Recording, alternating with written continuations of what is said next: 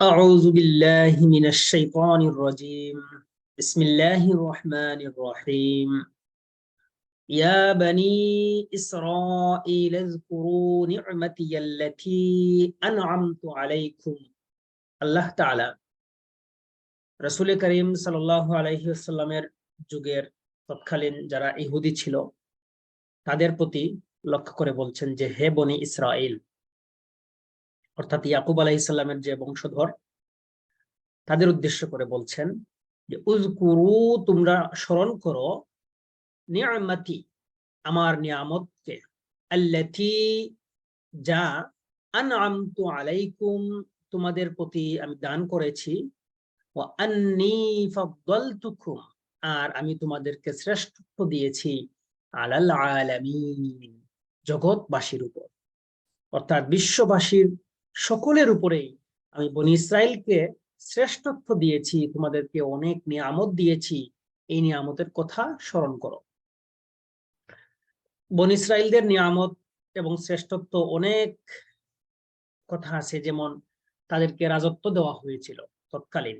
এই শ্রেষ্ঠত্ব কিন্তু উম্মতে মুহাম্মদী যখন রাসূল করিম সাল্লাল্লাহু আলাইহি ওয়াসাল্লামের নবুয়তের পরে এই যে উম্মতে মুহাম্মদীর আবির্ভাব হয়েছে তখন থেকে কিন্তু আর শ্রেষ্ঠত্ব নেই।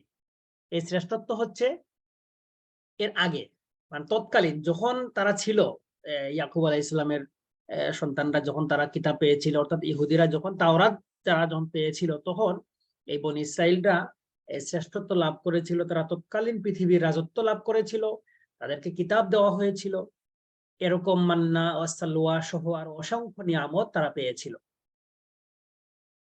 এই কথা এখানে বলা হচ্ছে। কিন্তু উম্মতে মুহাম্মদী হচ্ছেন বনি ইসরাইলের পরে উম্মতে মুহাম্মদী হচ্ছে সর্বশ্রেষ্ঠ উম্মত। এটা কোরআনেই আল্লাহ তাআলা বলছেন, কুনতুম খায়রা উম্মাতিন।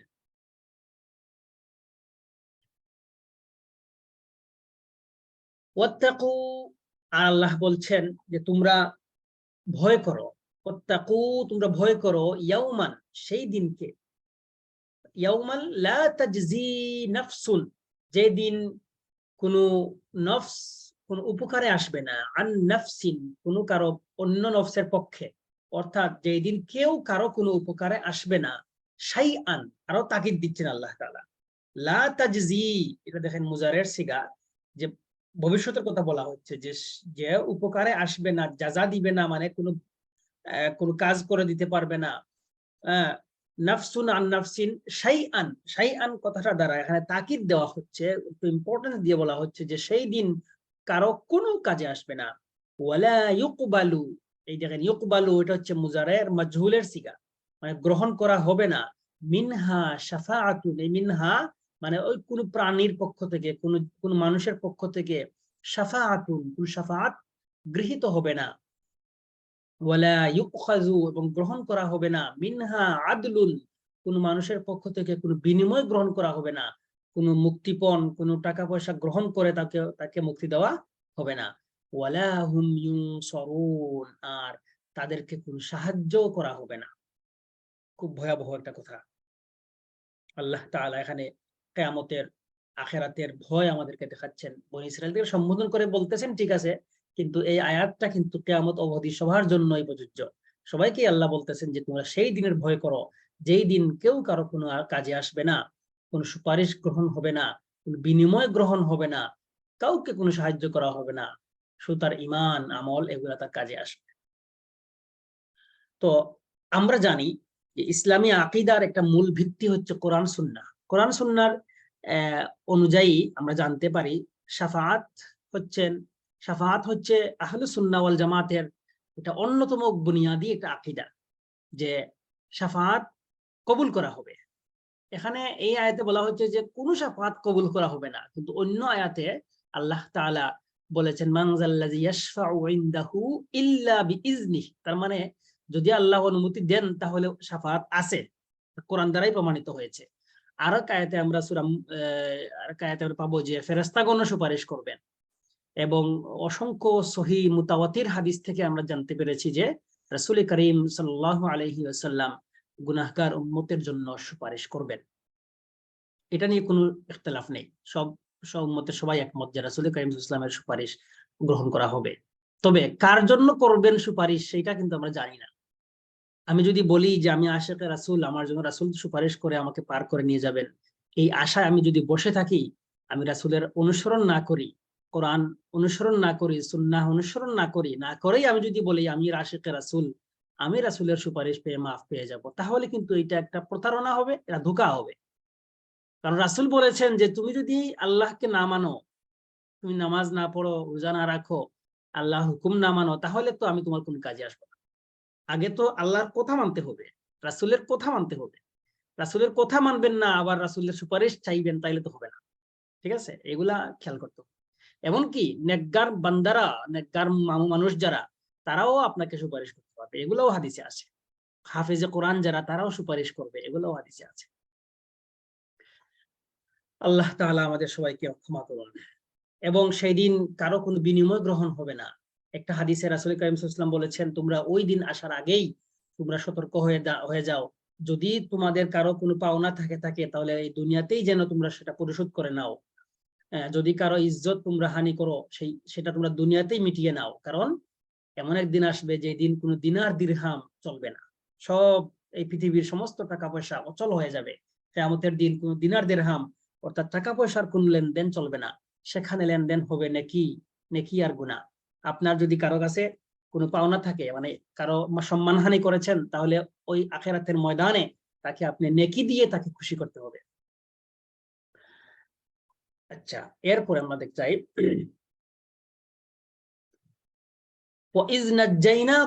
আল্লাহ তাআলা এখানে বনী ইসরাইলদের যে নিয়ামতগুলা দিয়েছেন, সেই নিয়ামতগুলা তাদেরকে স্মরণ করিয়ে দিচ্ছেন যে ওয়াইজ, তোমরা স্মরণ করো সেই সময়ের কথা, নাজ্জাইনাকুম, আমরা তোমাদেরকে উদ্ধার করেছিলাম।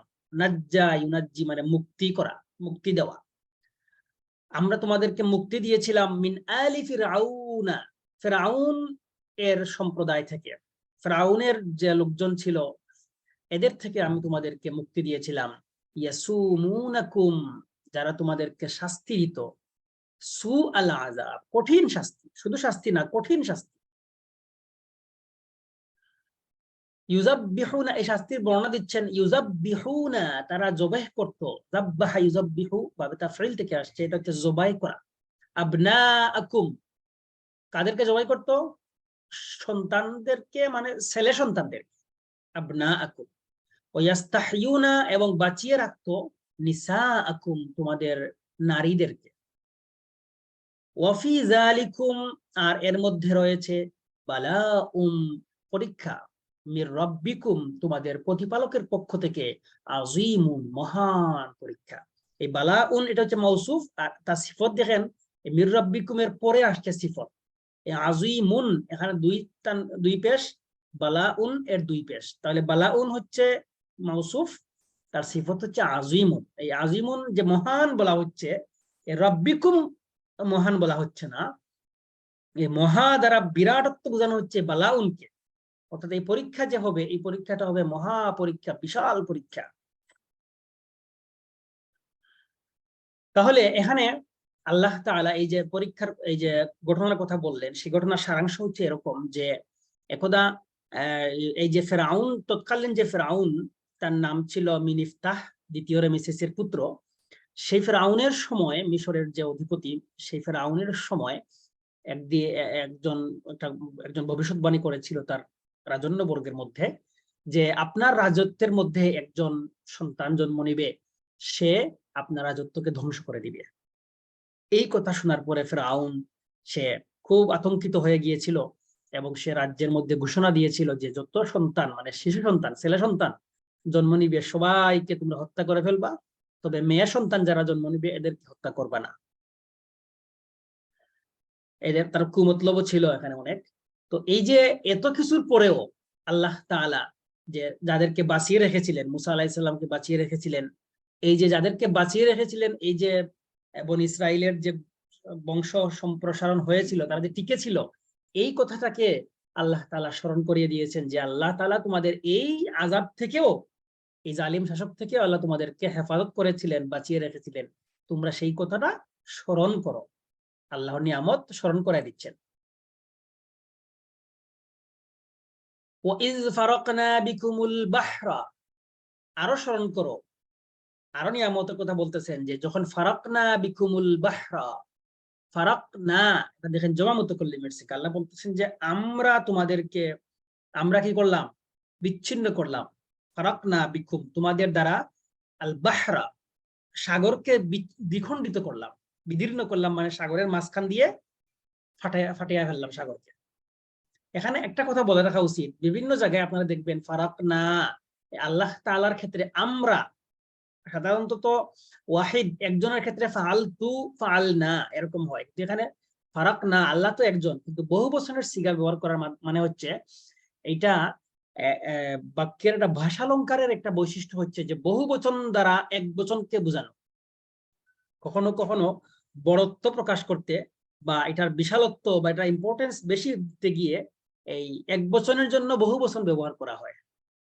ঠিক আছে, এটা এরকম বিভিন্ন ভাষায় ওরকম ব্যবহার আছে।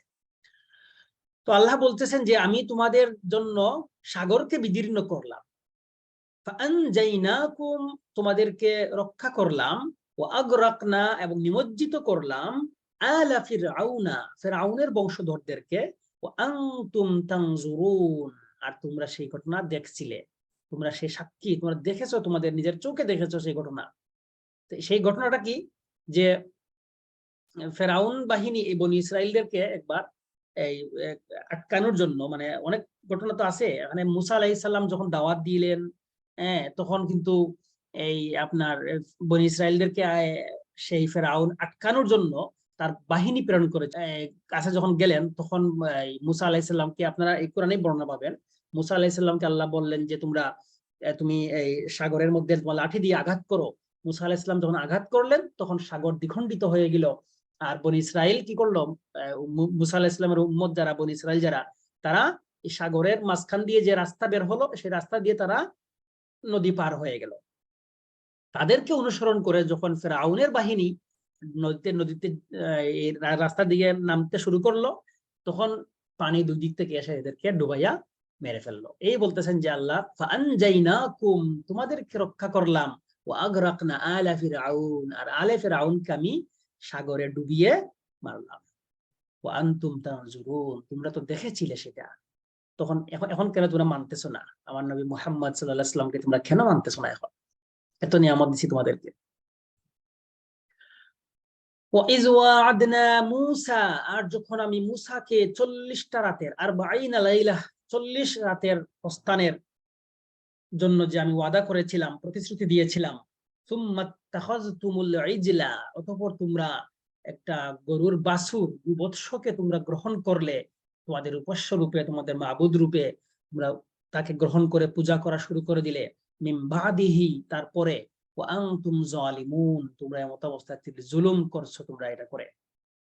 এখানে মুসা আলাইহিস সালাম, এই ঘটনাটা হচ্ছে যখন তারা একটু এই ফেরাউনের অত্যাচার থেকে তখন যখন তারা মুক্তি পেয়ে, যখন তারা নিরাপদ স্থানে তারা যখন চলে গেলেন, তখন তারা বলেছিলেন যে আমাদের জন্য এবার একটা শরীয়ত নিয়ে আসেন, কিতাব নিয়ে আসেন, আমরা এবার আল্লাহর বিধান মানতে পারবো। তখন তাদেরও রিকোয়েস্টের প্রেক্ষিতেই মুসা আলাইহিস সালাম আল্লাহর কাছে দোয়া করেছিলেন। তখন আল্লাহ তাআলা তাদেরকে, মুসা আলাইহিস সালামকে বলছিলেন যে ঠিক আছে, তুমি আসো, তুর পাহাড়ে আসো, এসে 1 মাস অবস্থান করো। প্রথমে কিন্তু 30 দিনের কথা বলেছিলেন। 30 দিন যখন অবস্থান করা হয়েছে, তখন বললেন তুমি আরো 10 দিন অবস্থান করো। এই 40 দিন পূর্ণ হয়েছে। এই 40 দিন পূর্ণ মুসা আলাইহিস সালাম তুর পাহাড়ে অবস্থান করে আল্লাহর ইবাদত বন্দেগী করার পরে এই তাওরাত কিতাবটা নিয়ে বনী ইসরাইলের জন্য আসলেন।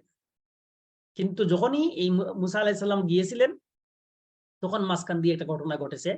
সামেরি নামক একজন ব্যক্তি তাদের জন্য একটা গোবৎস তৈরি করে বলেছে, এবং এখানে আরো বেশ কিছু কাহিনী আছে যে এই যে গোবৎসটা তৈরি করা হয়েছে, সেখানে নাকি জিব্রাইল আলাইহিস সালামের ঘোড়ার খুরের মাটি একটু তার কাছে ছিল, সেটা সে এর মধ্যে ফেলে দেওয়ার কারণে সেই গোবৎসটা হাম্বা হাম্বা রব করতে শুরু করলো। আর বনী ইসরাইল মনে করলো, এই দেখি তৈরি করে ফেলছে, এইটাই তাইলে আমাদের রব বলে, এটা তার আল্লাহ বলে তাকে এই গোবৎসের পূজা তারা শুরু করে দিয়েছে, তারা শিরকে লিপ্ত হয়ে গেছে। এইসব ঘটনা কোরআনে আছে, পাবেন ইনশাআল্লাহ আপনারা। সুম্মা আফাউনা আনকুম, তারা যে আল্লাহকে বাদ দিয়ে এই গোবৎস পূজা তারা শুরু করলো, এইটার এই শিরক করার পরেও আল্লাহ তাআলা বলতেছেন যে এত কিছুর পরেও সুম্মা আফাউনা আনকুম, আমি তোমাদেরকে ক্ষমা করলাম। মিন বাদি যালিকা, এত কিছুর পরেও, তোমরা যে এত ঘটনা ঘটাইছো, এত কিছুর পরেও আমি তোমাদের ক্ষমা করে দিলাম। লাআল্লাকুম, যাতে তোমরা তাশকুরুন, তোমরা কৃতজ্ঞতা প্রকাশ করো। ওয়াইজ আতাইনা মূসাল কিতাবা, আর তোমরা সেই সময়ের কথাও স্মরণ করো। ইজ আতাইনা, যখন আমি দান করেছিলাম, দিয়েছিলাম মুসাকে আল কিতাবা, কিতাব মানে তাওরাত, যখন মুসাকে আমি কিতাব দিয়েছিলাম, তাওরাত দিয়েছিলাম, ওয়াল ফুরকানা, এবং সত্য মিথ্যার পার্থক্যকারী দিয়েছিলাম। এ ফুরকান মানে হচ্ছে শরীয়ত, মানে তাওরাতের মধ্যে যে শরীয় বিধিবিধান আছে, সেই বিধিবিধানকে বলা হয়েছে ফুরকান। লাআল্লাকুম তাহতাদুন, যাতে তোমরা সঠিক পথে চলতে পারো, তোমরা যাতে হেদায়েত পেতে পারো, এজন্য। ওয়াইজ ক্বালা মূসা, আর যখন মূসা আলাইহিস সালাম বলেছিলেন লিকাউমিহি, ওই যে তারা গোবৎস পূজা করলো, তারা যে শিরক করলো, এরপরে মূসা আলাইহিস সালাম আসার পরে কি হয়েছিল, তারা যে এগুলা করলো, তিনি বলেছিলেন লিকাউমিহি, তার সম্প্রদায়কে বললেন, ইয়া কাউমি, হ্যাঁ আমার সম্প্রদায়, ইন্নাকুম, নিশ্চয় তোমরা, যালামতুম, জুলুম করেছো, তোমরা তোমরা তোমাদের উপরে জুলুম করেছো, অন্যায় করেছো, অত্যাচার করেছো, আনফুসাকুম, তোমাদের নফসের উপরে তোমরা জুলুম করেছো, বিত্তিখাযিকুমুল ইজলা, তোমরা যে এই যে গোবৎসকে তোমরা ইলাহ রূপে গ্রহণ করেছো, এতে তোমরা জুলুম করেছো, অতএব কি করবা এখন, ফাতুবু, তোমরা তওবা করো, ইলা বারিইকুম, তোমাদের রবের কাছে, তোমরা তোমাদের সৃষ্টিকর্তার কাছে, আল্লাহর কাছে তোমরা তওবা করো। এবং এই তওবার একটা সূরত হচ্ছে যে ফাকতুলু আনফুসাকুম, তোমরা তোমাদের নিজেদেরকে হত্যা করো। যালিকুম খায়রুল লাকুম, এটা তোমাদের জন্য উত্তম, ইনদা বারিইকুম, তোমাদের সৃষ্টিকর্তার নিকট, মানে তোমাদের সৃষ্টিকর্তা এটা পছন্দ করবেন, তোমরা এটা করো। মুসা আলাইহিস সালাম তাদেরকে বললেন, ফাতাবা আলাইকুম, এটা তারা করলো এবং আল্লাহ তাআলা তাদের তওবা কবুল করলেন। ইন্নাহু, নিশ্চয় তিনি, হুয়াত তাওয়াবুর রাহিম, নিশ্চয় তিনি অতি বড় ক্ষমাশীল, দয়ালু। তাওয়াব মানে হচ্ছে যিনি অনেক বেশি তাওয়াব, মানে তওবা কবুলকারী, এটা গুরুত্ব সহকারে বলা হচ্ছে। রাহিম, তিনি দয়াবান। আচ্ছা,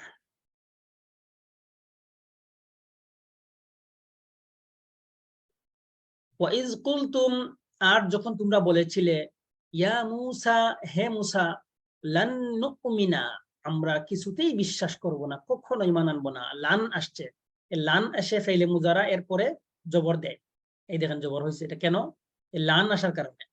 লান আসবে যখন, তখন ভবিষ্যতের অর্থ দিবে, যে আমরা ভবিষ্যৎ আমরা তোমাকে আর বিশ্বাস করব না, হাত্তা, যতক্ষণ না, নারাল্লাহ, আল্লাহকে আমরা দেখি, যতক্ষণ না আমরা আল্লাহকে দেখব, জাহরাতান, প্রকাশ্যে, একদম চোখের সামনে যখন আমরা আল্লাহকে দেখবো, যখন, তখন আমরা তোমাকে বিশ্বাস করব, এর আগে তোমাকে বিশ্বাস করব না। ফাআখাযাতকুমুস সাইকাতু, তখন তোমাদেরকে এক বজ্রধ্বনি পেয়ে বসলো। সাইকা আমরা আগে পেয়েছি বজ্র, হ্যাঁ, বজ্র তাদেরকে পেয়ে বসলো। ওয়া আনতুম তানজুরুন, আর তোমরা সেটা দেখেছিলে। এখন এটা কখন হয়েছিল, যে যখন মুসা আলাইহিস সালাম তাওরাত নিয়ে আসলেন, তখন তাদের এই যে বনী ইসরাইলদের মধ্যে এই গুমরাহি পেয়ে বসলো, তখন তারা চাইলো যে এখান থেকে কেমনে আমরা মুক্তি পাই। ওই যে এখানে একটা কথা বলার বাকি ছিল, যে 70 জন লোক কিন্তু মুসা আলাইহিস সালামের সঙ্গে তুর পাহাড়ে গিয়েছিল।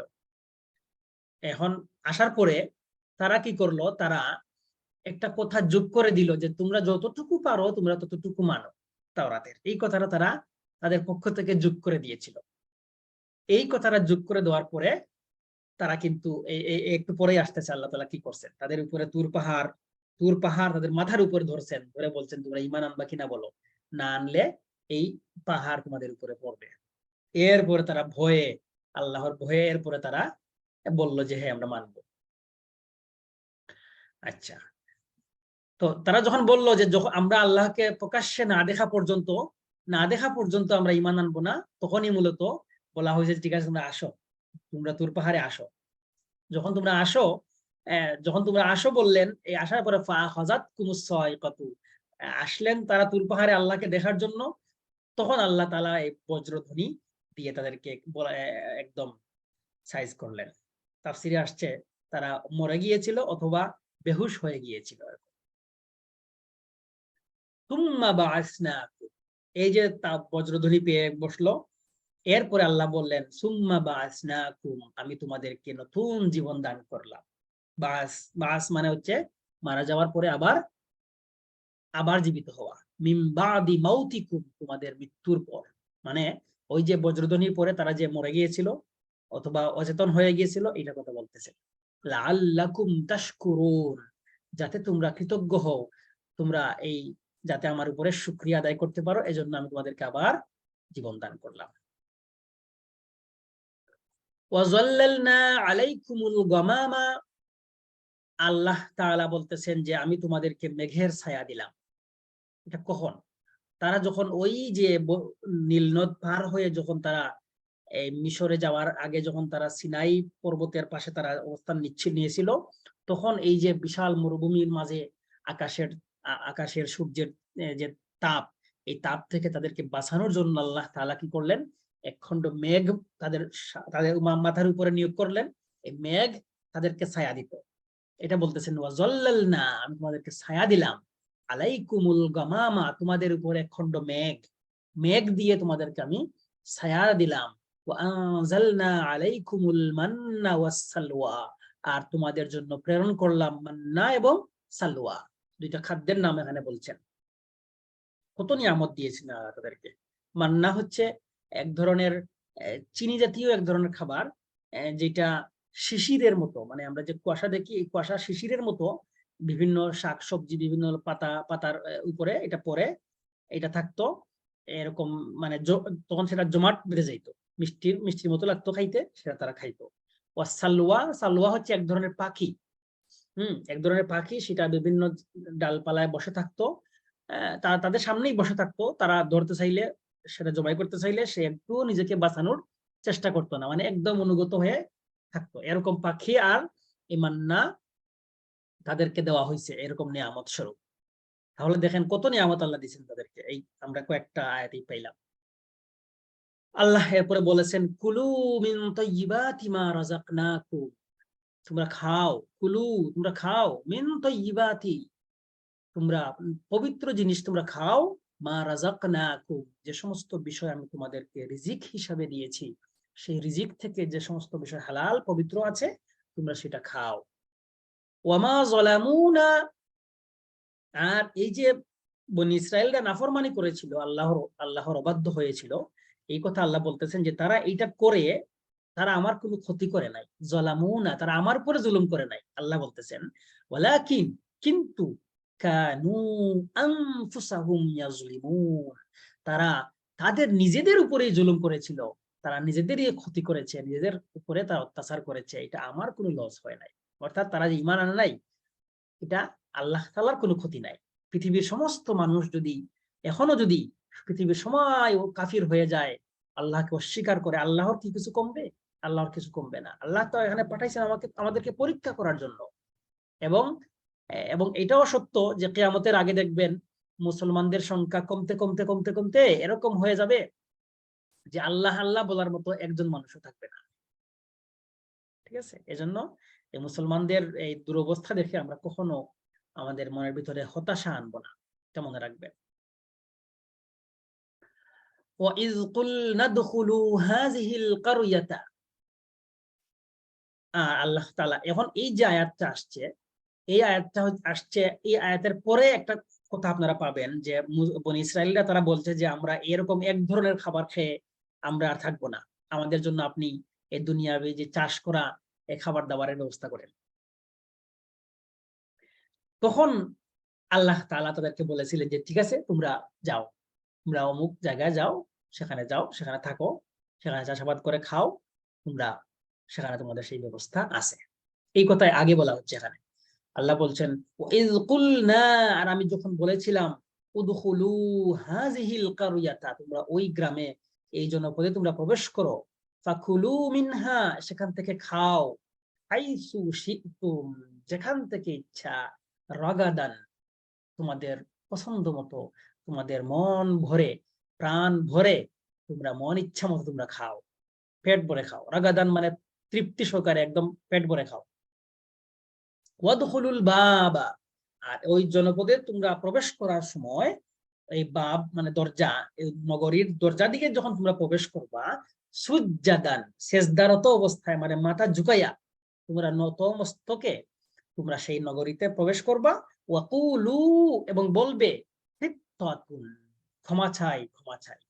হিত্তাতুন, এটা বলবা তোমরা, তোমরা মাথা নত করবা আর প্রবেশ করার সময় এই কথা তোমাদের তোমরা বলবা হিত্তা। হিত্তাতুন অর্থ কি? যে ক্ষমা চাই, মানে হিত্তাতুন মানে হচ্ছে আমাদেরকে একদম পাপগুলো একদম মুছে দেন। নাগফির লাকুম, আমি তোমাদেরকে ক্ষমা করব। আল্লাহ জবাব দিচ্ছে যে তোমরা যদি এই কথা বলো, এবার বলো, তাহলে আমি তোমাদেরকে ক্ষমা করে দিব। খাতায়াকুম, তোমাদের সমস্ত গুনাহ আমি তোমাদের ক্ষমা করে দিব, যা হইছে হইছে, তোমাদেরকে আমি ক্ষমা করে দিব। আল্লাহ বলতেছেন ওয়াসানাজিদুল মুহসিনিন, আর আমি সৎকর্মশীল যারা, যারা নেক আমল করে, এদেরকে আমি আরো বেশি দেব। ইয়াজাদা ইয়াজিদু মানে হচ্ছে বেশি করে দেওয়া। আল্লাহ বলতে সানাজিদু, আমি অচিরেই এদেরকে আরো বেশি করে দিব। এই যে সিন জবর সা যখন যুক্ত হবে কোনো ফাইলে মুজারের আগে, তখন বুঝবেন যে এটা অচিরেই হবে, এরকম জানা হচ্ছে। কিন্তু এই বনি ইসরায়েল তারা কি করলো, কত ঘাড় তেরা সম্প্রদায় তারা। দেখেন আল্লাহ তাআলা এদেরকে এত সুযোগ দিয়েছেন, এত কিছু দিয়েছেন, দেওয়ার পরেও তারা এত নিয়ামত, বসে বসে খাবে মান্না সালওয়া, তারপরে তাদের সন্তুষ্ট নাই, ভাল লাগে না, তারা চাষাবাদ করে খাবে।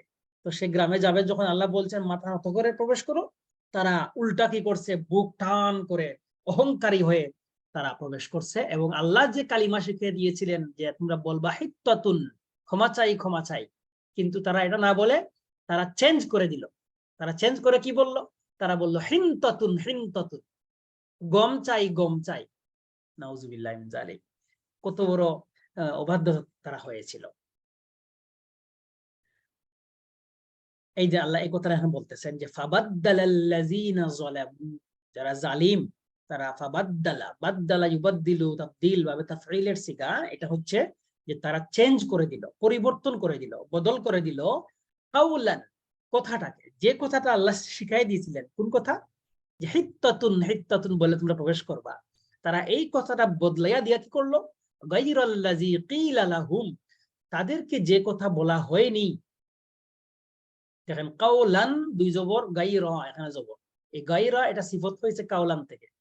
তাহলে এমন কথা তারা তারা বদলাইয়া তারা কি করলো, আরেকটা কথা, আল্লাযী কিলা লাহুম, যাদেরকে বলা হয়েছিল সেই কথা বাদ দিয়ে গায়ের আরেকটা কথা, অন্য আরেকটা কথা তারা তারা বলল।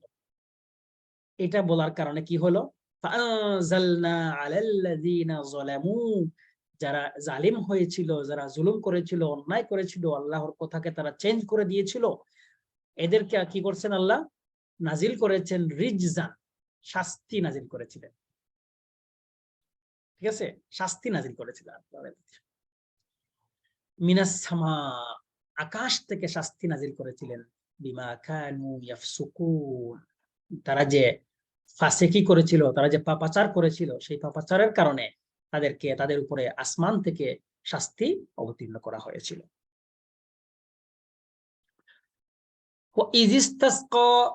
মুসা লিকাউমিহি, আর ওই ঘটনা, ওই সময়ের কথা যখন মুসা আলাইহিস সালাম তার বনী ইসরাইল সম্প্রদায়কে নিয়ে যখন সিনাই পর্বতের পাশে যখন ছিলেন, ওই যে মেঘমালা দিয়ে তাদেরকে ছায়া দেওয়া হয়েছিল, সেখানে থাকতে তাদের পানিরও কষ্ট হয়েছিল, পানি পাওয়া যাচ্ছিল না খাওয়া দাওয়ার জন্য। তখন আল্লাহ তাআলা এখানে বলতেছেন যে যখন ইস্তাসকা মুসা, মুসা পানি চাইলেন, ইস্তাসকা বাবে ইস্তিফালের সিগা, অর্থ এই বাবের একটা বৈশিষ্ট্য হচ্ছে যখন ইস্তিফাল থেকে কোনো শব্দ আসে তখন চাওয়া অর্থ দেয়। তাহলে ইস্তাসকা মানে হচ্ছে, সাকা মানে পানি পান করানো, আর ইস্তাসকা মানে পানি চাওয়া।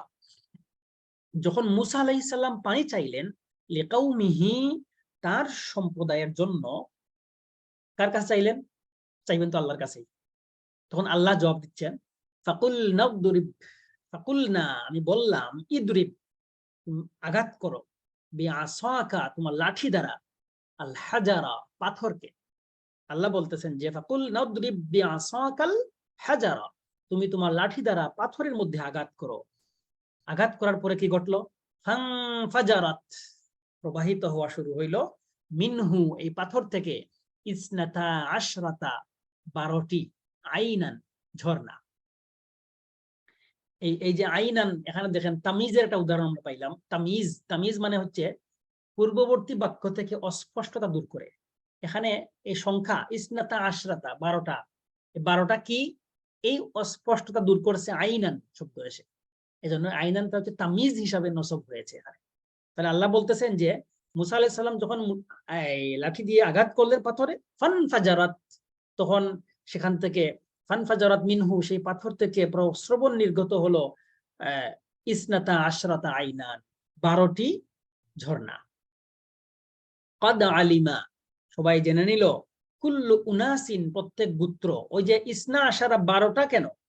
12টা গোত্র, 12টা গোত্র হয়েছিল ওই যে আমরা বলছিলাম বনি ইসরাইলের ইয়াকুব আলাইহিস সালামের 12 সন্তান থেকে 12 গোত্র হয়েছিল।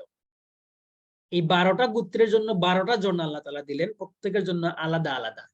এটা বলতেছেন কদ আলিমা কুল্লু উনাসিন, প্রত্যেক গোত্রই, প্রত্যেক মানুষ, মাশরাবাহুম, তাদের যে প্রস্রবণ, তাদের যে পান, কোন কোন ঝর্ণা থেকে কে পান করবে সেটা তারা জেনে নিল। প্রত্যেকের জন্য যেহেতু আলাদা আলাদা, তারা প্রত্যেকেরটা ঠিক করে নিল কে কোনটা থেকে পানি পান করবে। কুলু ওয়াশরাবু, আল্লাহ বলতেছেন তোমরা খাও এবং পান করো, মির রিজকিল্লাহি, আল্লাহর রিজিক থেকে, ওয়ালা তা'সাউ ফিল আরদি মুফসিদিন, তোমরা, ওয়ালা তা'সাউ মানে হচ্ছে তোমরা করে বেড়াইও না, ফিল আরদি মুফসিদিন, অশান্তি বিস্তার করে বেড়াইও না। ওয়ালা তা'সাউ ফিল আরদি মুফসিদিন, তোমরা পৃথিবীতে অশান্তি করো না, খাও দাও এবং আমার নিয়ামতের স্মরণ করো। এখানে দেখেন আল্লাহ তাআলা এই পাথর থেকে পানি বের করলেন, পাথরেরও প্রাণ আছে। এখন বর্তমান বিজ্ঞান কিন্তু এই জড় বস্তুরও যে প্রাণ আছে, অনুভূতি শক্তি আছে, এইটা প্রমাণ করছে। এটাও কিন্তু আল্লাহ বিজ্ঞান গবেষণায় আসছে। আর আল্লাহ তাআলা আল কোরআনুল কারীমের সূরা বনী ইসরাইলের একটা আয়াতে বলেছেন, ওয়া ইম মিন শাইইন ইল্লা ইউসাব্বিহু বিহামদিহি, এমন কোন বস্তু নাই যে আল্লাহ তাআলার প্রশংসা তাসবিহ পাঠ করে না। অর্থাৎ সমস্ত বস্তুই, সমস্ত, ওয়া ইম মিন শাইইন, সব বস্তুর কথা বলা হচ্ছে এখানে, সকল বস্তু আল্লাহ তাআলার তাসবিহ পাঠ করে, প্রশংসা তাসবিহ পাঠ করে। ওয়ালাকিন লা তাফকাহুনা তাসবিহাহুম, কিন্তু তোমরা তাদের এই তাসবিহ পাঠ বুঝতে পারো না, আমরা বুঝি না, কিন্তু তারা ঠিকই পাঠ করে। সুবহানাল্লাহ। তো আশা করি ভবিষ্যতে এক সময় না এক সময় গবেষণার মাধ্যমে প্রমাণ হবে যে সমস্ত বস্তুরই অনুভূতি শক্তি আছে।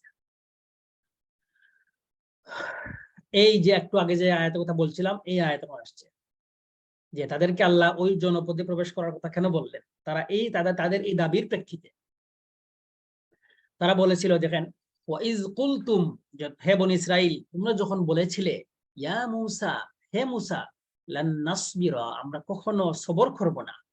এই যে লান, লান দেখবেন আপনারা বারবার আসবে, লান এটা ফেইলে মুজারার আগে আসে, ফেইলে মুজারাকে জবর দেয় এবং অর্থ দেয় কখনো এটা করবে না, আগামীতে বোঝায় যে আমরা সবর করব না, আলা তাআমিন ওয়াহিদিন, একটা খাবারের উপরে।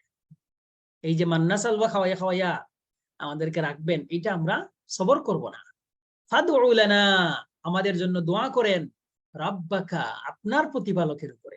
দেখেন তাদের স্টাইলটা দেখেন, রাব্বাকা বলে বোঝায় যে আপনার প্রতিপালক, কিন্তু এটা বলে না যে রব্বুনা, আমাদের প্রতিপালক, এটা বলে না, বলে রাব্বাকা, আপনার প্রতিপালকের কাছে দোয়া করেন। কত কৃতজ্ঞ সম্প্রদায়, আল্লাহ তাআলা এত নিয়ামত দিয়েছেন, কিন্তু আল্লাহকে তারা এরকম আল্লাহর অবাধ্যতা তারা করতেছে। তো কি দোয়া করবেন? যে ইউখরিজ লানা, তিনি যেন আমাদের জন্য বের করেন, মিম্মা তুমবিতুল আরদু, তুমবিতু মানে উৎপন্ন করা, উৎপন্ন করে, যেগুলা জমিন উৎপন্ন করে, তিনি যেন আমাদেরকে সেগুলা আমাদেরকে দেন। কি উৎপন্ন করে জমিন? মিম বাকলিহা, জমিনে যে শাকসবজি উৎপন্ন করে, বাকলুন মানে হচ্ছে তরি তরকারি, শাকসবজি এগুলা। ওয়াকিসাইহা কাকুর, কাকুর মানে হচ্ছে শশা জাতীয় সবজি, শশা বা কাকুর। ওয়াফুমিহা গম, আমাদেরকে জমিন থেকে শাকসবজি দিবেন, শশা দিবেন, গম দিবেন। ও আদাসিহা মসুর ডাল দিবেন। ও বাসালিহা পেঁয়াজ দিবেন। এগুলা তারা চাইতেছে। ক্বালা, তখন মুসা আলাইহিস সালাম বললেন, আতাস্তাবদিলুনা, তোমরা কি পরিবর্তন করতে চাও, আল্লাযী হুয়া আদনা, যে জিনিসটা নিকৃষ্ট, আদনা মানে তুচ্ছ জিনিস, বিল্লাযী হুয়া খায়র, যেটা উত্তম জিনিস সেটার বিনিময়ে তোমরা কি তুচ্ছ জিনিস পরিবর্তন করে নিতে চাও? ইহবিতু মিসরা, তোমরা যদি নিতে চাও ঠিক আছে। আল্লাহর নির্দেশে তিনি বললেন, ইহবিতু মিসরা, তোমরা ওই মিশরে, ওই নগরীতে তোমরা প্রবেশ করো। ফাইন্না লাকুম মা সাআলতুম, ফাইন্না লাকুম, তোমাদের জন্য রয়েছে, মা সাআলতুম, তোমরা যা চেয়েছো, তোমাদের এই যে জিনিসগুলো তোমরা চেয়েছো এগুলা যাও সেখানে, সেখানে গেলে তোমরা পাবা। ওয়াদুরিবাত আলাইহিমুজ যিল্লাতু, ওয়াদুরিবাত আলাইহিম, তাদের উপরে আপতিত হলো, আয-যিল্লাহ, লাঞ্ছনা, বঞ্চনা তাদের উপরে আপতিত হলো, ওয়াল মাসকানাতু, এবং অসহায়ত্ব, মাসকানা দারিদ্র, অসহায়ত্ব তাদের উপরে আপতিত হলো। ওয়াবাউ বিগাদাবিম মিনাল্লাহ, আর তারা আরোপিত হলো, তাদের উপরে আপতিত হলো, বিগাদাবিম মিনাল্লাহ, আল্লাহর গজব, তা আল্লাহর গজবে আপতিত হলো। যালিকা, এটা এই কারণে হয়েছে যে বিআন্নাহুম কানু ইয়াকফুরুনা, যে তারা কুফরি করত, অস্বীকার করত, বিআয়াতিল্লাহ, আল্লাহর আয়াত সমূহকে, ওয়া ইয়াকতুলুনান নাবিয়্যিনা, আর তারা নবীগণকে হত্যা করত, বিগাইরিল হাক্কি, অন্যায় ভাবে। তাদের কারণ কয়টা? যে তারা আল্লাহর আয়াতকে অস্বীকার করত আর নবীগণকে অন্যায়ভাবে হত্যা করত। যালিকা বিমা আসাউ, এইটাও এই কারণে করতো যে তারা অবাধ্যতা করত। আসাউ মানে তারা অবাধ্য হয়ে গিয়েছিল, তারা অবাধ্যতা করত। ওয়াকানু ইয়াতাদুন, আর তারা সীমা লঙ্ঘন করত।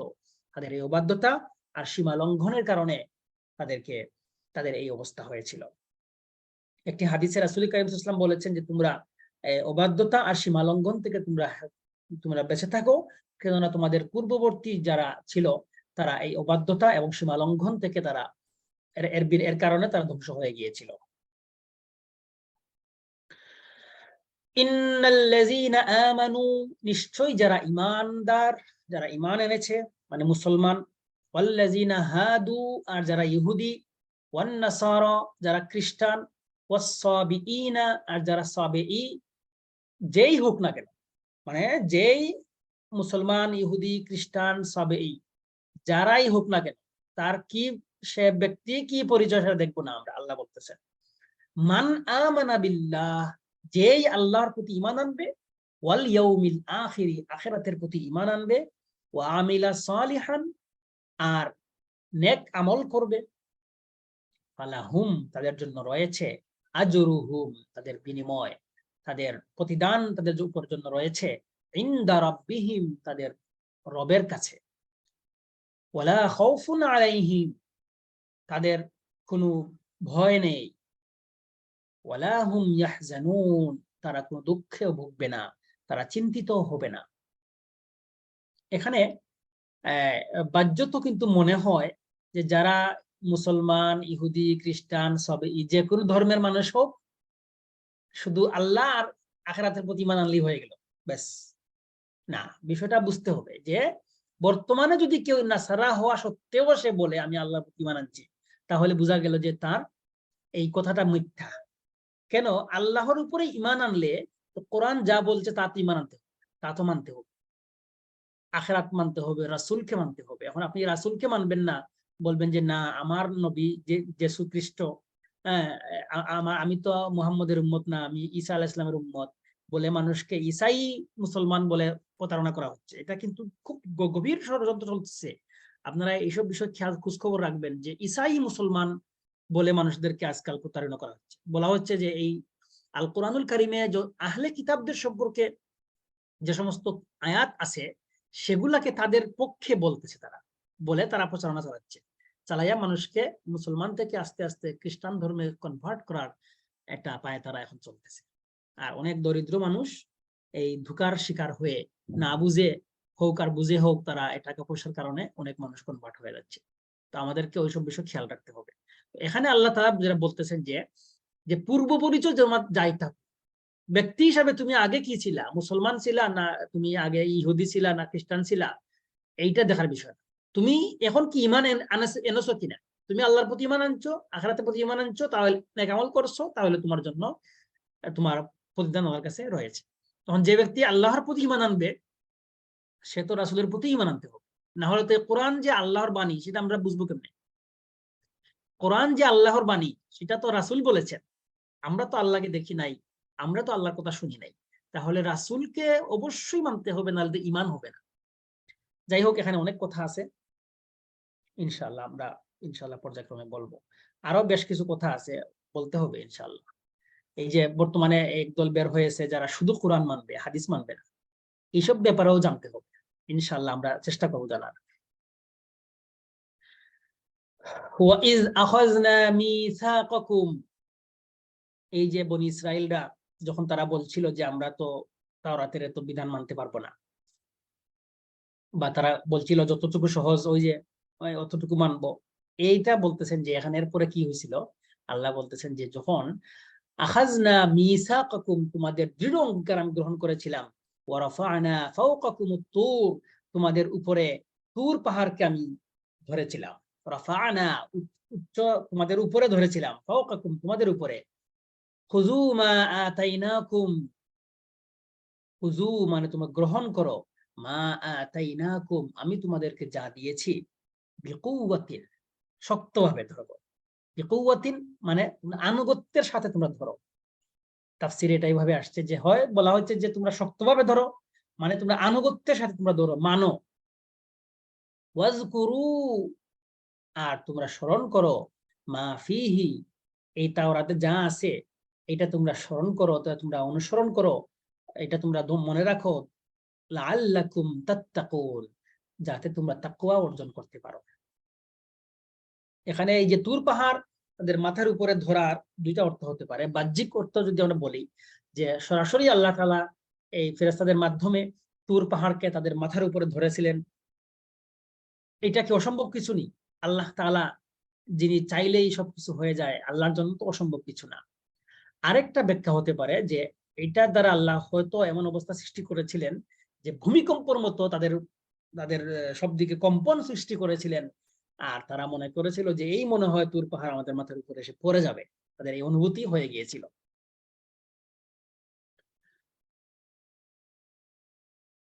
সুম্মা তাওয়াল্লাইতুম অতঃপর তোমরা মুখ ফিরিয়ে নিলে, মিন বাদি যালিকা অতঃপর, মানে এত কিছুর পরেও তারা কিন্তু আবার তারা মুখ ফিরিয়ে নিল, অস্বীকার করলো।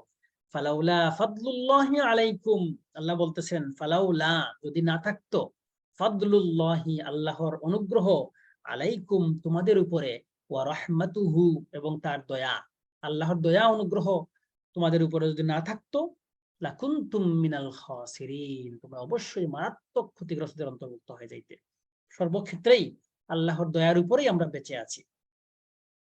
ওয়ালাকাদ আলিমতুম আর তোমরা অবশ্যই জানো, আল্লাযিনা তাদাউ মিনকুম তোমাদের মধ্যে যারা অস্বীকার করেছিল, অবাধ্য হয়েছিল, ফিস সাবতি শনিবারের ব্যাপারে, শনিবার বিষয়ে যারা তাদাউ করেছিল মানে সীমা লঙ্ঘন করেছিল, তাদের ব্যাপারে তোমরা জানো কি হয়েছিল। ফাকুলনা লাহুম আমি তাদেরকে বলেছিলাম, কুনু তোমরা হয়ে যাও, কিরাদাতান খাসিইন নিকৃষ্ট বানরে, কিরাদা হচ্ছে বানর, আর খাসিইন মানে নিকৃষ্ট, মানে নিকৃষ্ট বানরে তোমরা রূপান্তরিত হয়ে যাও, এটা আল্লাহ তাআলা বলেছিলেন। এই সাব্ত মানে কি? শনিবার। শনিবার হচ্ছে ইহুদিদের কাছে শনিবার ধর্ম, শনিবারটা ছিল তাদের ধর্মে পবিত্র দিন। আমরা যেরকম শুক্রবার আমাদের ঈদের দিন, সাপ্তাহিক আনন্দের দিন, উৎসবের দিন, তাদের জন্য ছিল শনিবার সাপ্তাহিক আনন্দের দিন। তবে আমাদের শুক্রবারে কিন্তু কোনো ধরা বাঁধা কোনো ইয়ে নাই যে তোমরা কাজ করবা না, শুধু ইবাদত করবা, এরকম কিছু নাই। আমরা শুক্রবারেও কাজ করব, সব দিনে কাজ করবো আমরা। এটা আমাদের আমাদের এই সাপ্তাহিক ঈদের দিন আর তাদের এই শনিবারে আর আমাদের শুক্রবারে পার্থক্য আছে। তাদের শনিবারের বিধান ছিল তারা এই দিন দুনিয়াবি কোনো কাজ করবে না, কোনো উপার্জন করবে না, তারা শুধু আল্লাহর ইবাদত করবে। তাদের মধ্যে এই যে ঘটনাটা ঘটছিল শনিবারের ঘটনা, সেটা ছিল দাউদ আলাইহিস সালামের সময়কার ঘটনা। তারা ছিল মৎস্যজীবী মানুষ, তারা এই সাগর থেকে তারা মাছ ধরে তারা খাইত। তো আল্লাহ তাআলা যেহেতু তাদেরকে নির্দেশ দিলেন তোমরা শনিবারে তোমরা এগুলা করবা না, দিয়ে আল্লাহ তাআলা পরীক্ষা করার জন্য এই শনিবার দিনেই এই সমুদ্রের কিনারে বেশি বেশি মাছ পাঠাইতেন, আল্লাহ পরীক্ষা করার জন্য তাদেরকে দিতেন। তারা কি করতো, তারা কিন্তু এটা বুঝতো না যে আল্লাহ যে পরীক্ষা করতেছে, না বুঝার কারণে তারা এই শনিবারেই তারা মাছ ধরার জন্য তারা লিপ্ত হয়ে যেত। তারা এখন প্রথম প্রথম কি করত, প্রথম প্রথম আল্লাহকে তারা কিছু মানার চেষ্টা করত, যে তারা টেকনিক অবলম্বন করত, যে কেউ কেউ এই মাছের এই লেজের মধ্যে বড়শি লাগিয়ে রাখতো, ধরতো না শনিবারে, লেজের মধ্যে শনিবারে শুধু ওই বড়শিটা লাগিয়ে রাখতো, লাগিয়ে মাছটাকে সাগরে ছেড়ে রাখতো, রবিবারে গিয়ে সেটাকে বড়শি টান দিয়ে তুলে ফেলতো। অথবা এই তাদের একটা মানে যে কোনো একটা কৌশলে তারা মাছটাকে আটকায় রাখতো শনিবারে, আর রবিবারে গিয়ে সেটা ধরতো। তাহলে এক কথাই হইলো। আস্তে আস্তে তারা পর্যায়ক্রমে আরো সুযোগ পেয়ে পেয়ে তারা একসময় এটাও ছেড়ে দিল, তারা সরাসরি সারা শনিবারেই তারা এই মাছ ধরা শুরু করে দিল। তো আল্লাহ তাআলা দেখেন শনিবারেই তাদেরকে নিষেধ ছিল মাছ ধরা, আবার শনিবারেই আল্লাহ তাআলা বেশি বেশি মাছ পাঠাইলেন। এটা তো স্পষ্ট পরীক্ষা। কিন্তু বর্তমানে একটু সেট করেন, দেখেন বর্তমানে আমরা কিন্তু অনেকেই এই সুযোগ পেয়ে, গুনাহের সুযোগ পেয়ে আমরা কিন্তু আল্লাহর ডর ভয় কিন্তু আমরা ছেড়ে দিয়েছি। মনে করি যে এখন তো যাই চান্স পাইছি খেয়ে ফেলি, ঠিক আছে, কারো হক টাকা পয়সা থেকে শুরু করে সব ক্ষেত্রেই সুযোগ পাইলেই আল্লাহর নাফরমানি করে ফেলে, নাউজুবিল্লাহি মিন যালিক। তো এখান থেকেও একটা শিক্ষা নিতে হবে। তো আল্লাহ তাআলা বলছিলেন যে তোমরা বানরে পরিণত হয়ে যাও, তখন তারা বানরে পরিণত হয়ে গিয়েছিল।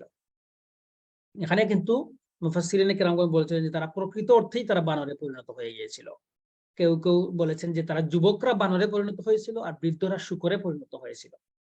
তো সহিহ হাদিসে একটা ঘটনা আসছে যে রাসূল কারীম সাল্লাল্লাহু আলাইহি ওয়াসাল্লামের যুগে সাহাবায়ে কেরাম জিজ্ঞাসা করেছিলেন যে ইয়া রাসূলুল্লাহ, আমাদের সময়ে যারা এই যে আমরা বানর এবং শূকরকে দেখতে পাচ্ছি, তারা কি ওই বানর যে বানরকে আল্লাহ তাআলা এই মানুষকে বানর বানাইছিলেন?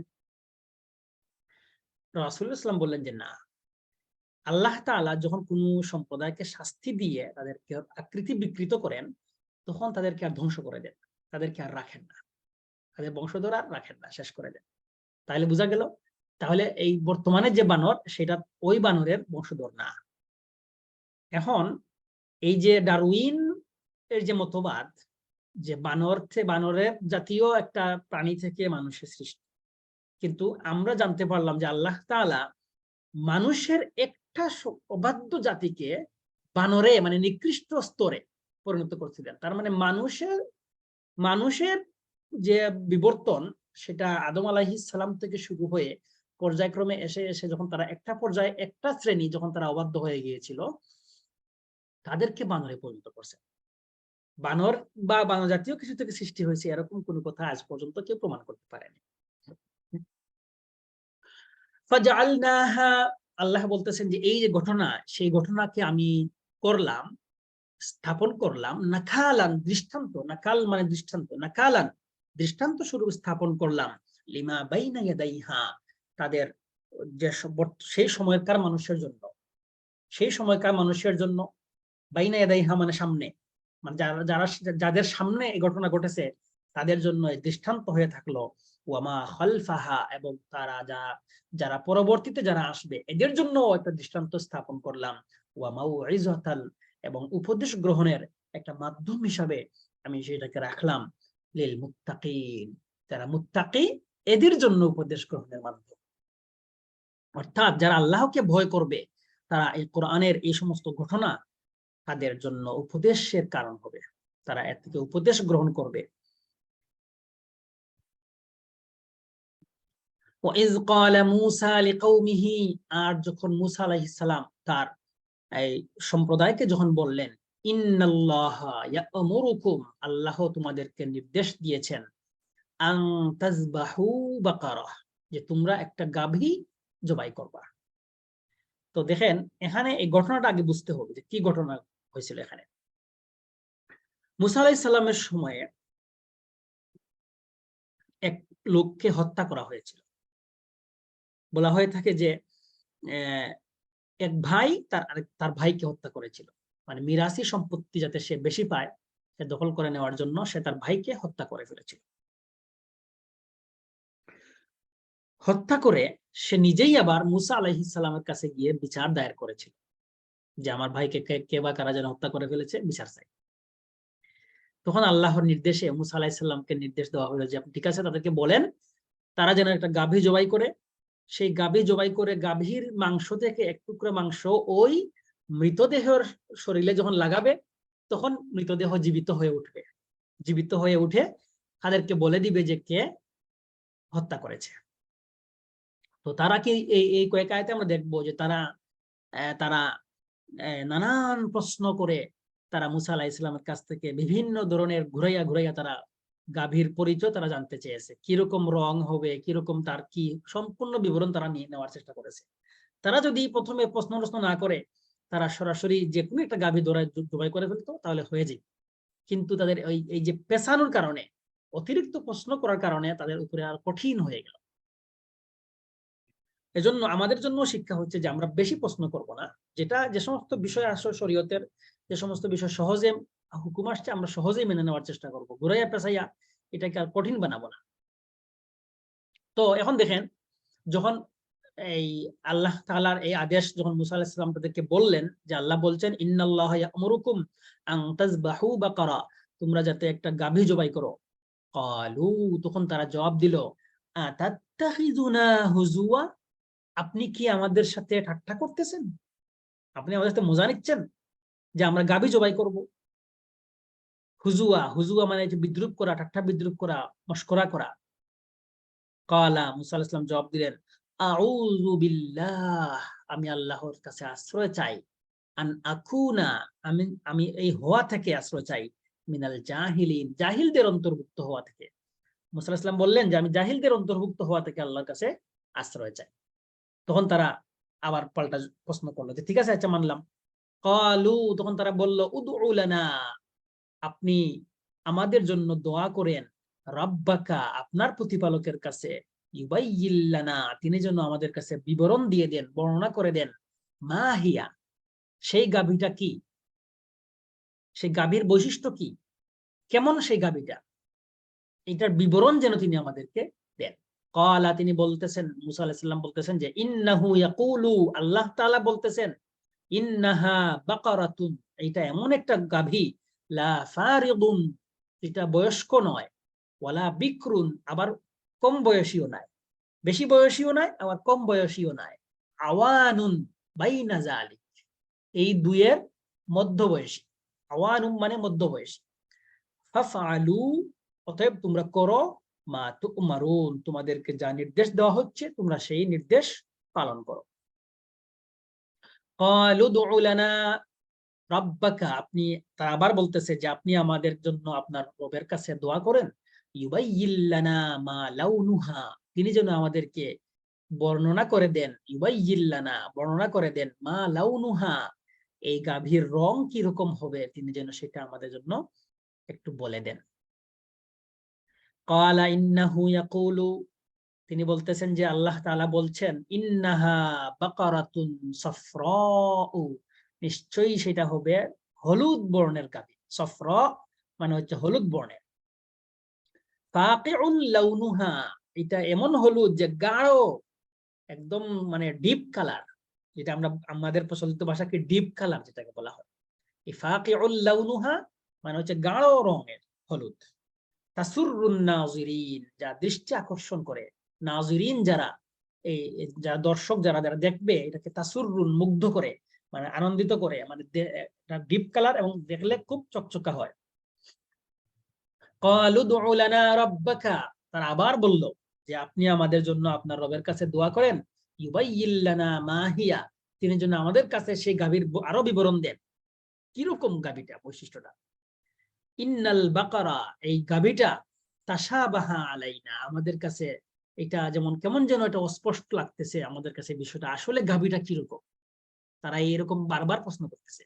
এবং দেখেন ওয়া ইন্না ইনশাআল্লাহ, নিশ্চয়ই আমরা, যদি আল্লাহ চান, ইনশাআল্লাহ বলতেছে এখানে, ইনশাআল্লাহু লামুহতাদুন, নিশ্চয়ই আমরা, আল্লাহ চাইলে আমরা সেটা মনে হয় পেয়ে যাব। এই যদি ইনশাআল্লাহ এখন না বলতো, তাহলে কিন্তু তারা আর জীবনেও এই গাভী খুঁজে পাইতো না। কিন্তু ইনশাআল্লাহর বদৌলতে আল্লাহ তাআলা তাদেরকে আরেকটু দয়া করেছেন, গাভীর বর্ণনাদের আরেকটু বর্ণনা দিয়েছেন। ক্বালা ইন্নাহু ইয়াকুলু, তিনি বলছেন মুসা আলাইহিস সালাম যে আল্লাহ তাআলা বলে দিয়েছেন তোমাদেরকে, ইন্নাহা বাকারাতুন, সেটা এমন গাভী হবে, লা জালুলুন তুসিরুল আরদা, এমন গাভী যেটা জমি চাষ করতে ব্যবহৃত হয় নাই। নেন, আরেকটু কঠিন হইল এবার। এমন গাভী খুঁজে বাইর করা কঠিন হয়ে যাচ্ছে না? যে এমন গাভী, লা জালুলুন, জালুল মানে হচ্ছে অনুগত, মানে বশ্যতা স্বীকার করে, মানে যাকে দিয়ে জমিন চাষ করানো যায়। তো এমন গাভী, যে গাভী লা জালুলুন তুসিরুল আরদ, যেমন গাভী, যে গাভী দ্বারা জমি চাষ করা হয় না, ওয়ালা তাসকিল হারসা, এবং ক্ষেতের মধ্যে যে পানি সেচ করানোর জন্য যে গাভী ব্যবহার হয় সেরকমও হবে না। মানে এমন গাভী যেটা হবে মধ্যবয়সী, যেটা হবে হলুদ রঙের, যেটা কোনোদিন জমি চাষ করতে ব্যবহৃত হয় না, পানি সেচ দিতে ব্যবহৃত হয় না, মুসাল্লামাতুন, যেটা সুস্থ, কোনো রোগবালাই তার মধ্যে থাকবে না, সুস্থ, লা শিয়াতা ফিহা, কোনো খুঁত নাই, নিখুঁত একটা গাভী। এত, দেখেন 6টা প্রায় বিবরণ আসছে, এত বিবরণ, এত বৈশিষ্ট্য দেওয়ার পরে তখন তারা বলছে ক্বালুল আনা, আল আনা মানে এখন, হ্যাঁ ঠিক আছে এখন, জিতা বিল হাক্কি, জিতা আপনি নিয়ে আসছেন, হাক্কি সত্য কথা, এইবার আমরা তাহলে বুঝতে পারছি, আমরা আসল জিনিস পেয়েছি। জিতা, যা আয়া জি থেকে জিতা আসছে। তো এইটা তারা করছিল কি জন্য? তারা মনে করছিল যে আমরা যদি এরকম পেছাই, তাহলে তো আর ওই গাভী আর খুঁজে পাওয়া যাবে না, আর ওই মৃত ব্যক্তির ওই কে হত্যা করছে সেটাও খুঁজে পাওয়া যাবে না। তারা পেস লাগানোর জন্য মূলত তারা এটা করছে।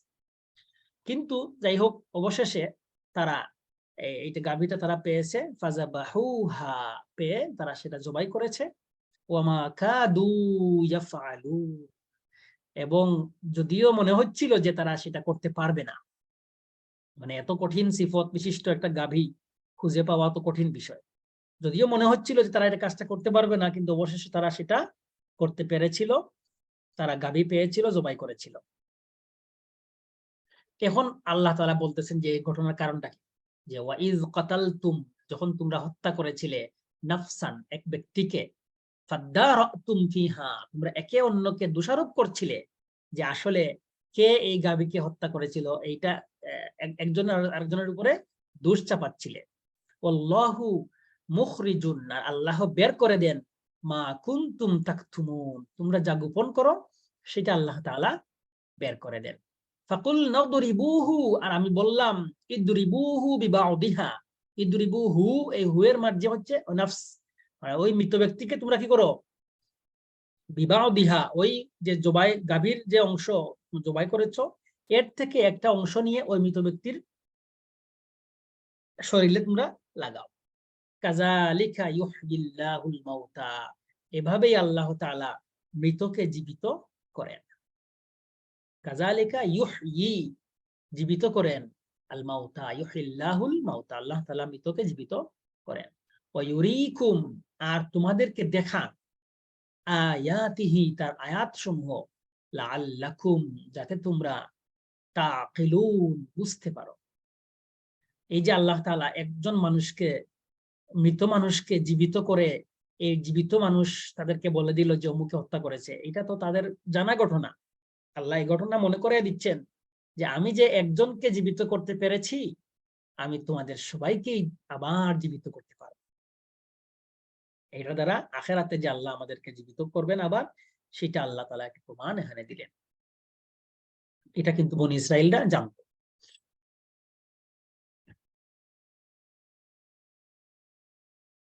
আল্লাহ, এরপরে আল্লাহ বলতেছেন সুম্মা, অতঃপর, কাসাত, শক্ত হয়ে গেল, কঠিন হয়ে গেল। কুলুবুকুম, তোমাদের অন্তর, এরপরে তোমাদের অন্তর কঠিন হয়ে গেল।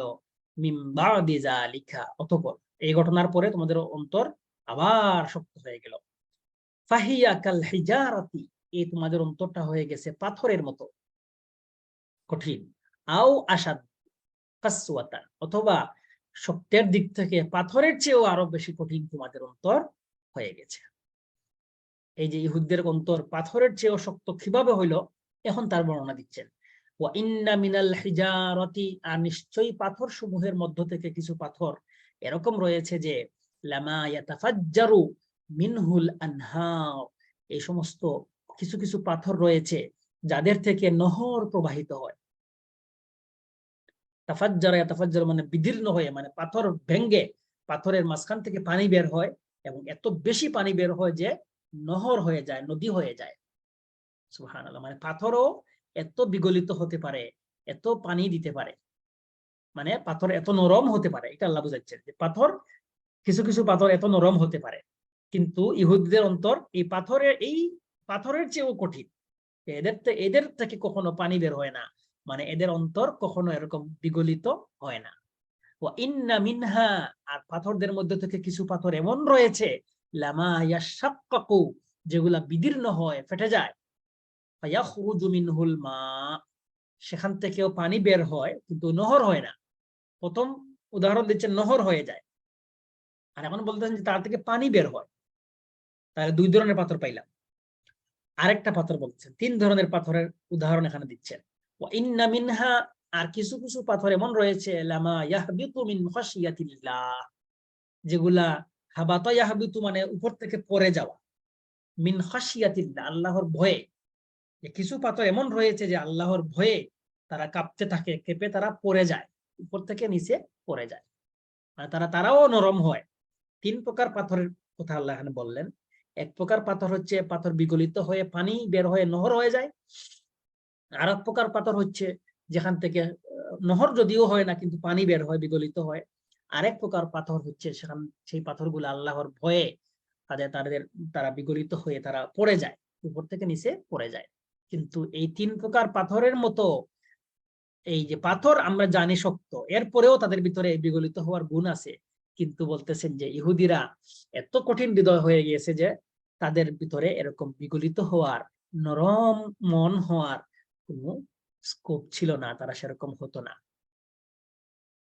ওয়ামাল্লাহু বিগাফিলিন, আর আল্লাহ তাআলা গাফিল নয়, আল্লাহ তাআলা অমনোযোগী নয়, অসাবধান নয়। আম্মা তা'মালুন, তোমরা যা করো সেই বিষয়ে, তোমরা যে কাজ করো তোমাদের সেই কৃতকর্মের ব্যাপারে আল্লাহ তাআলা অনভিহিত নয়। আল্লাহ তাআলা সব জানেন, আল্লাহ গাফেল নয়।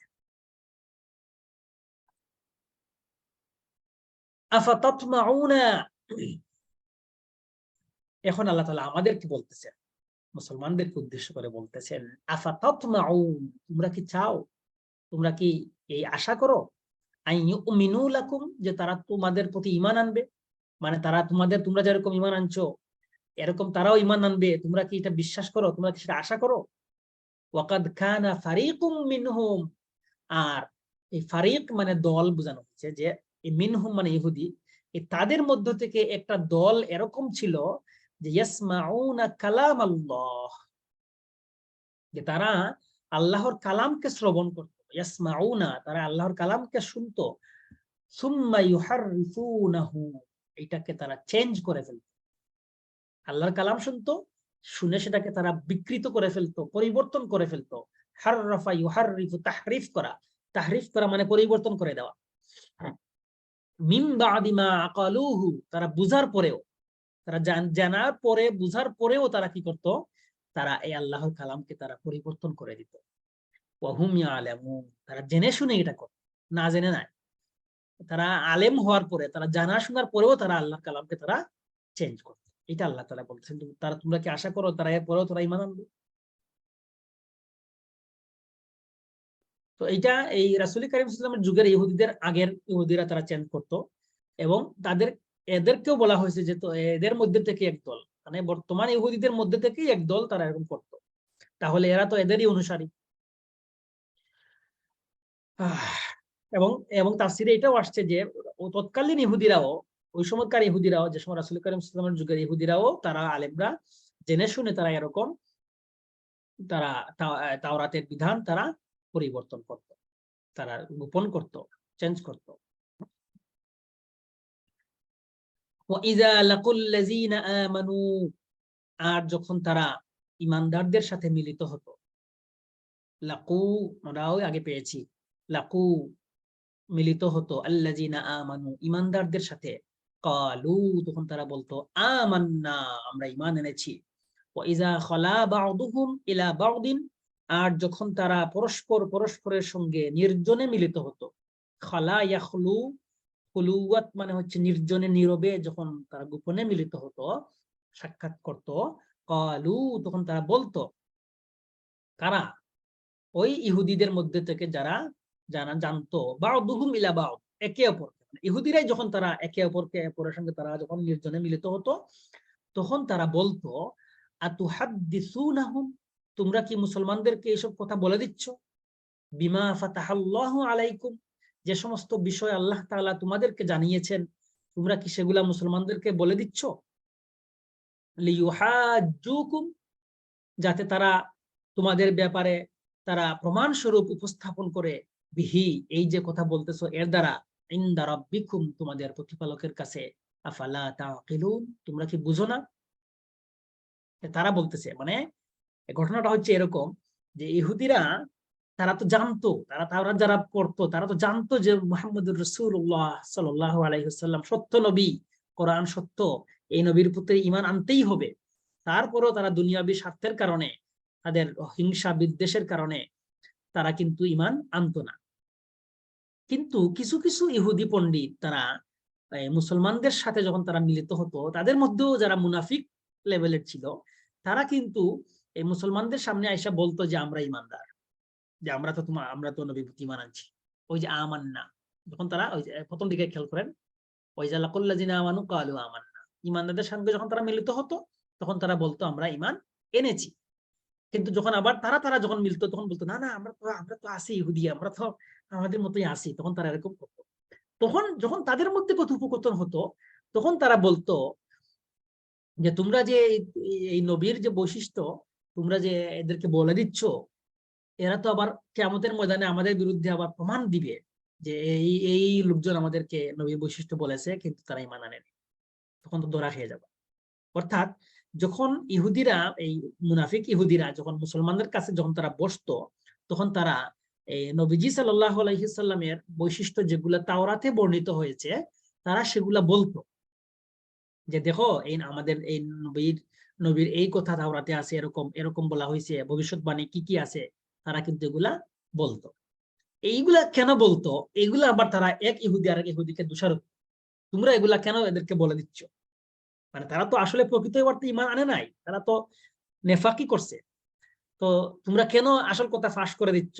এটা বলতেছে, আতুহাদ্দিসুনাহুম বিমা ফাতাহাল্লাহু আলাইকুম, এগুলা তো আল্লাহ তোমাদেরকে দিয়েছেন, এগুলা তোমরা তাদেরকে আবার বলতেছো কেন? এটা আবার তাদেরকে বলবা না। ইহুদিরা তাদেরকে সবসময় শ্রেষ্ঠ মনে করে, এখনো বর্তমান যুগেও ইহুদিরা মনে করে তারা আল্লাহর শ্রেষ্ঠ সৃষ্টি, তারাই একমাত্র আল্লাহর অনুগ্রহ পাবে, তারাই একমাত্র বেহেশতে যাবে। এটা আসলে প্রকৃত অর্থে ইহুদি ধর্ম হচ্ছে একটা বংশ নির্ভর।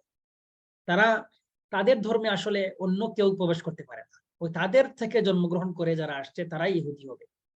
যদি কখনো কাউকে তারা গ্রহণও করে ফেলে, তবুও কি করে না, তারা প্রকৃত বংশগতভাবে যারা ইহুদি এদের মর্যাদা তারা পায় না, এরা সেকেন্ড ক্লাস নাগরিক হিসেবে তারা থাকে।